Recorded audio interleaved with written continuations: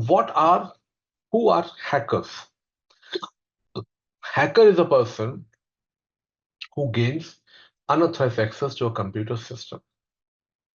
So originally, it is being described as a person who is skilled in programming and system management. Because if you really wanted to be a hacker, because I come across this type of questions a lot, that I'm not good in programming languages. Can I become a hacker? If you wanted to be a hacker, please have knowledge of programming languages. Because there are different types of hackers. If you really wanted to be a good hacker and want to earn from it, then you have to have knowledge of this thing. So there are three types of hackers. Okay, black hat, white hat. These are the person. Okay, these are the person who are like legitimately employed by the organization for protecting their organization against attacks. Like organization implements controls, security measures. So they hire people who can test the security controls by hacking so that they can find out weaknesses before an hacker finds out and exploit it. There is a term which we call as a bug bounty. Bug bounty. It has been taken from bounty hunting, earlier days. Nowadays it's not there. But yes, in darknets and in underworld, the bounty system is still there. Have you seen movie John Wick? Anyone? Yes, sir. Yes, sir. You have seen that bounty, like bounty is like Sopari Dina. This is a photograph, okay? Bounty is like us giving a Sopari to random people. Okay, this is a photograph. Whoever finds and hunts him down, okay, you will get money. You will get prize money. In earlier days, it was very common. These days, it's common, but not in a civilized world. In an underworld and all, that's common. So bug bounty is a kind of exercise in IT world. This is a kind of a legitimate exercise only. The organizations, big organization, they organize bug bounty programs where different people can participate and try to hack the security of an organization's applications. Okay, if they find out the bugs and all, they will be paid money for it. Okay, then you have a black hat. Black hat are the one, okay, black hat are the one who are bad people, like cyber criminals who do hacking for money, fun, and to cause harm to the people. And gray hat, they are somewhat in between the two. They are like a person who attempts to discover the vulnerabilities in a product without the owner permissions, but they uh, may not try to exploit it. They may seek some form of a voluntary compensation, but will not use an exploit for extortion. Mix between the two, I would say. So again, there are different types of hackers. Script kiddies. When you learn hacking, there is a very basic certificate, not basic, I would say, it's a wrong word, entry level certification called CH. There's nothing like entry level. It's a very good certification. Whom, if someone wants to move into that, he can go for it. In that certification, there are labs available. In a labs, there are tools available, and there are tools available, and there are like instructions available that you can follow. Instructions available that you can follow to run the tools on those systems. You just follow the instructions and you can do the labs. Similarly, so who you are script kiddies. Suppose you are a hacker, you are a novice beginner, and you are learning hacking, and then there are tools available across the internet. You will find it easily. And there are instructions also available. Using that tool which has been developed by someone, follow the instructions to launch an attack. You are doing hacking just for fun, just for thrill. So who you are, a script kiddie. Skill level, lacking the expertise, of professional attackers, script kiddies often utilize attack tools crafted by other malicious programmers. Threat potential. Despite their low level skill, they possess a real threat to the sheer volume of individuals. I give you one example of it. It has happened with us. One of my friends was learning CH. It was like 2008. Once he learned about some hacking a switched network. So with that tool, he executed in the production environment. You know, for 2 hours, whole production network was unavailable. Means it like there was like a slowness in our network, and 2 hours we were not able to do any work. Although he was lucky that it was 2008, the monitoring tools were not that advanced, so he was like caught un, uh, got unaware of, means people management was not able to uh, catch him. But yes, this can create a problem. So commonly they exploit known vulnerabilities in IT system, focusing on easy target that can be breached using readily available tools. Their primary aim is to often showcase their skills or gain peer recognition or just for thrill rather than causing harm. Then comes hacktivists. Hacktivists are the individual who leverages their hacking skills for ideological, political, or social objectives. Let's take example. Suppose, just although this is just a hypothetical example. Recently, there was this petition lodged into court, filed into a court to allow same-sex marriages. So, Supreme Court of India was hearing that, and there was a good discussion happened around that. But ultimately, there were a lot of legalities involved, and Supreme Court of India said that it is the judiciary, not a judiciary, it is the parliament which has to enact a law on it. So let's take an hypothetical example. There are a group of activists are not very happy with this decision, and they launched an attack on Supreme Court website to show their solidarity with this LGBT community. So that is what hacktivism. I'll give you another example. In 2000, have you heard about WikiLeaks? Julian Assange is the owner of WikiLeaks. In 2012, again, he is a fugitive in eyes of US government. In 2020, not 2012, in 12, US released an arrest warrant, and he was in UK at that time. And he take a refuge in Ecuador embassy in US, in UK. So same time next day, okay, they because WikiLeaks are getting payments from across the world as a donation to support that cause. So US government instructed all banks, credit card companies especially, Standard, no, not Standard Chartered, the Maestro, MasterCard, everyone, to stop their payments. Hackers around the world, in order to show solidarity with Julian Assange, have started hacking these big credit card companies. So this is what hacktivists are. They use their extensive hacking skills to support cause and enact changes. They may release sensitive information, launch DOS attack, or deface websites. Have you seen a movie, Die Hard 4? Sorry, I give examples from real world. So Die Hard 4. If you have not seen it, see that movie. Anyone watch that movie? Die Hard 4, 2007 movie. Bruce Willis. No? Oh yes. No or yes? Sorry, it's a no from No. me. No. Okay. So watch that. Okay, what is happening today? It was predicted in that movie. Okay, so like there was a guy, okay, who was a part of US infrastructure team. He he was a great techie. He found out that there are a lot of security holes in a security of US government. He tried to highlight it that, but no one paid any heed to it.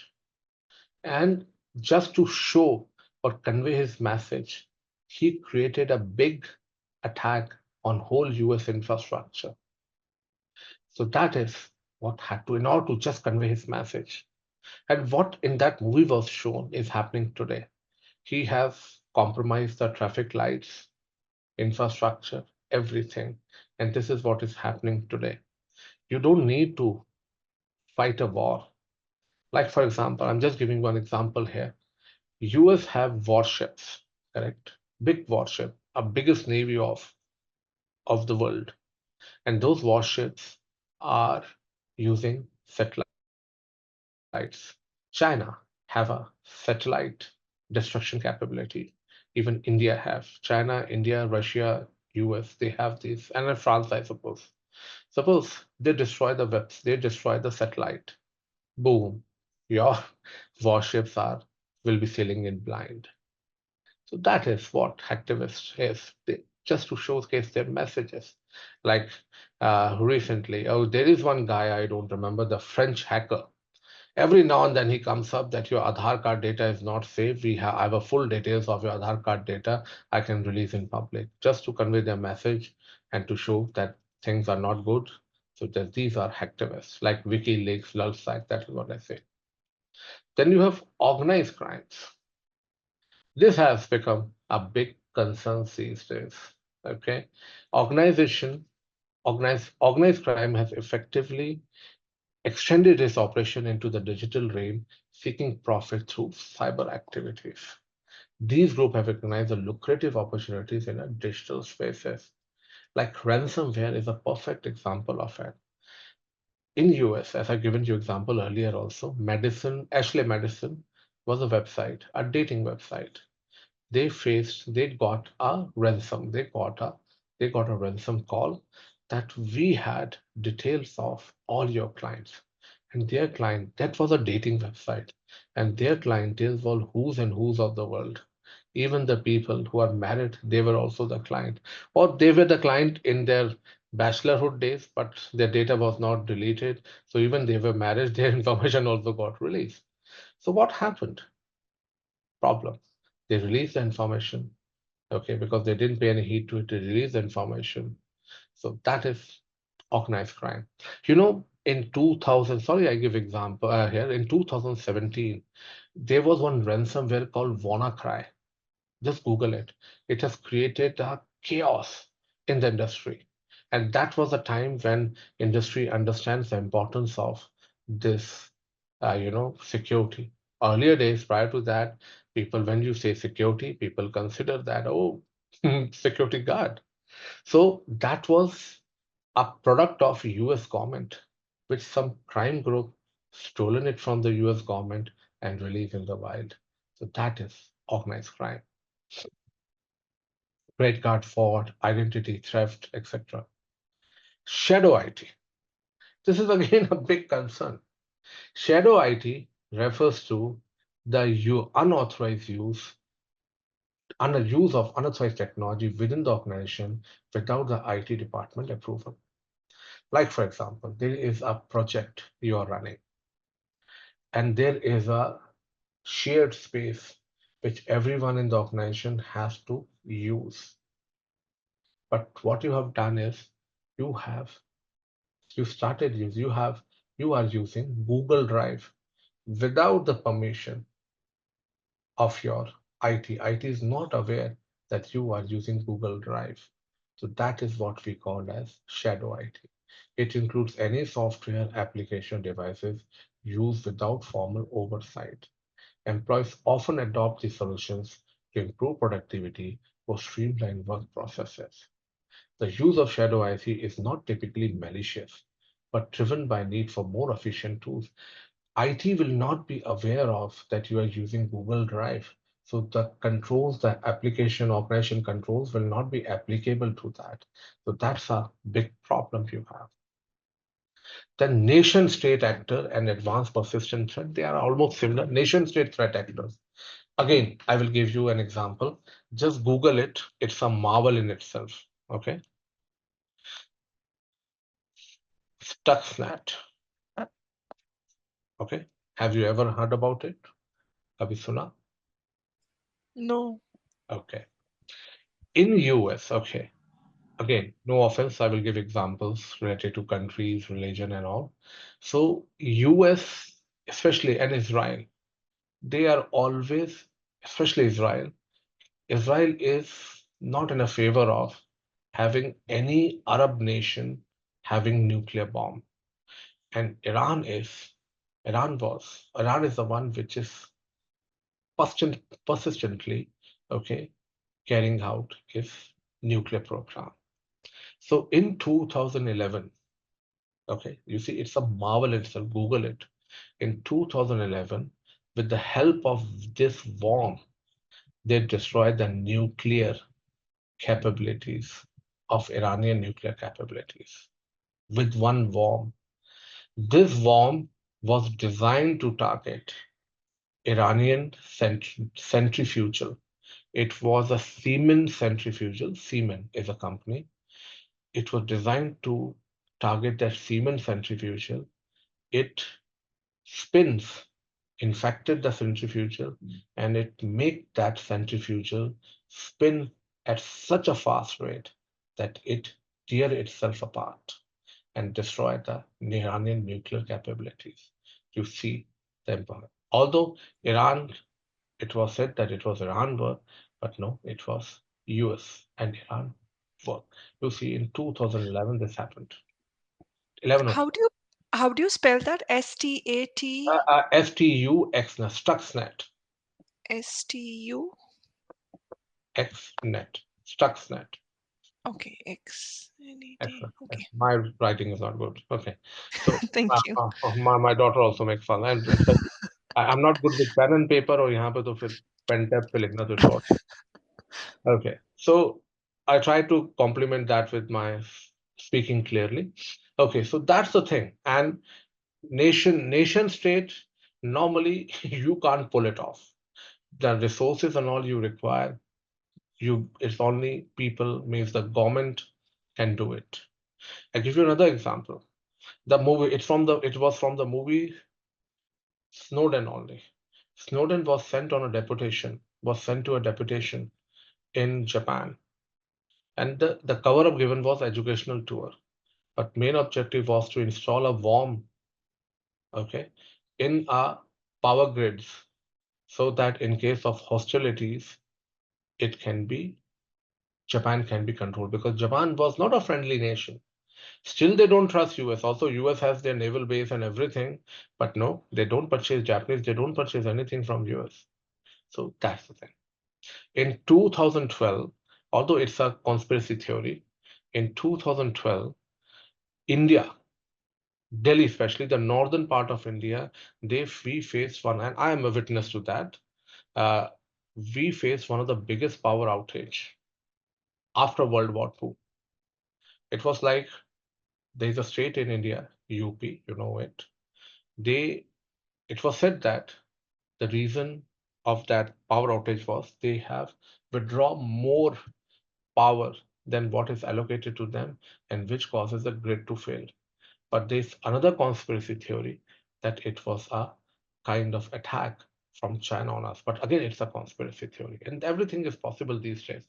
Because I tell you, these days, anything which has a chip, okay, don't now we will not go into EVM because that's a standalone thing. Anything which is network connected can be hacked or compromised. Okay, so now without think about, I give you one example here. Florida. It happens in Florida recently. So hacker hacked the water treatment plant, and what he did, he raised by hacking, he increased the fluorine or some chemical percentage to 100%, and the normal level is around 0.1, 0.2%. Thanks to God and Mother Nature, the monitoring person was able to detect that in time and it was averted. In Europe, there was some, I don't remember the place, but there were some train accidents. It was said that it was a result of sabotage of the chips in the devices. So you can see these things happen. but you can't pull it off. It's you need hackers. You need countries, your infrastructure like that. Then what is APT? APT is not a kind of a hacker group. APT is a kind of attack. APT stands for Advanced Persistent Threat. Okay, I'm just giving you a weird example. Don't take it otherwise. They are street Romeos. Okay, जो सड़क पे खड़े रहते हैं, जो बंदी मिली उसको छेड़ा, and then okay, and they start chasing them and all. No, no, nothing, no specialty, nothing. They're just random guys. Okay, try to find and try to chase and tease random girls and all. But suppose think about, there is a boy who is after a specific girl, some specific girl. So he will not every day, he will come, he will observe what time she is coming, she is going, where is the office, and then on the what her uh, stalk on her Facebook, LinkedIn profile, try to find out interest, and then plan a strategy to propose her on the basis of her interest, her office, her liking. That is what an APT is. One attack is random attack. Tool Leo, pick up some tool, random tool, and try an attack, like Street Romeos. Second one is understand the organization, what kind of technologies they are having, then plan an attack. Like the example of Stuxnet, that was an example of APT. They had to find out that what kind of centrifugal they were using, how that work, and then they planned and at a device then they developed a malware which is designed to target HP centrifugal by having knowledge or by gaining knowledge about its functioning. That is what advanced persistent threats is. This is very difficult to carry out. We can't do it. Look, there are certain attacks which are easier said than done. Okay. Then we have criminal syndicates. Okay. Criminal syndicates are organized groups, are intricately structured, organized, dedicated to profit-driven illegal activities. These syndicates are engaged in diverse criminal enterprises. These activities include span drug traffic, extortion, gambling, prostitutions, and human trafficking. So they can do, look, there are countries, don't take it that way. There are countries like Turkey, Russian defected countries, the countries which were part of USSR and now they are defected. Okay, Pakistan, China, they are involved and they have criminal syndicates. They're very infamous for it. Okay, so they can operate across legal jurisdiction.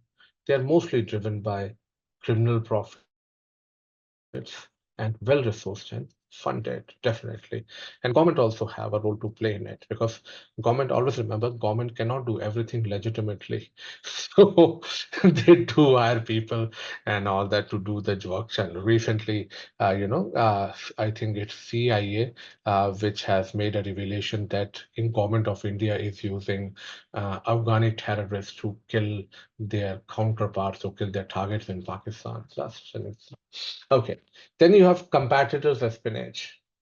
Okay, it's not only a strategy, computer-driven espionage is not only a strategy driven by state actors, but also increasingly utilized by businesses to gain competitive advantage over over their rivals. That is definitely true if someone is rising and the other business doesn't like that, then definitely they will go for espionage of them. I can give you one example. Okay, don't take it. Okay, you may not be knowing it. Okay, so Reliance was not a leader. Prior to that, Bombay Dang was a leader. Okay. And it was like they got it is a rumor they got that warrior. Okay. So they got the warrior, killed the Bombay Dang, and then after that they they become a leader into that. So look, people who are rich, it's not they have become rich by using tacit means. They're all involved in non-tacit things. all involved in all. So it could be cyber espionage or insider threats. Insider threat. There is a saying, or not saying, my bad, study, which says that 60% of hacks are due to the internal people. I'm not saying deliberately they do it. Sometimes in their ignorance also they become a victim. Why it is of a concern? Because people have access to the data, access to the assets, and they can misuse it. Can include employee, contractors, and partners as potential threats. Engage in activities such as sabotage, financial gain, or seeking a business advantage. So it could be current or former employee. I give you one example how it can. There is a, okay, this happened. I have read this in news. There was this guy of who was an ex-employee of Cisco WebEx. So I don't know how he had access. In after 2 months of leaving the organization, he logged into the AWS console where Cisco WebEx machines were hosted, and he deleted some AWS instances, the VM machines, which were hosting approx 50 to 60 data of a 50,000 user accounts, part-time employees, contractors, full-time employees, temporary employees, trusted business partners. You never know who can turn hostile these days. You can see the kind of lone wolf attack happening in Australia. I've seen that in last means 2 3 months ago, there were a lot of attacks happening in Sydney. Okay, you never know who turned hostile and who become what. And these days you don't know. So organization assets affected by insider threats, information, technology, the devices, people, and even the facility. Okay. So intentional or unintentional threats, workplace violences, although I have not seen it, but my team is part of, we are responsible for internal security, and we have seen people fighting, means physical fight, having physical fight happening in an office where they are, and they were two girls, I would say. So they were throwing laptops of each other and all that. Was a physical fight happened in our office. Then social engineering, we will cover social engineering in detail.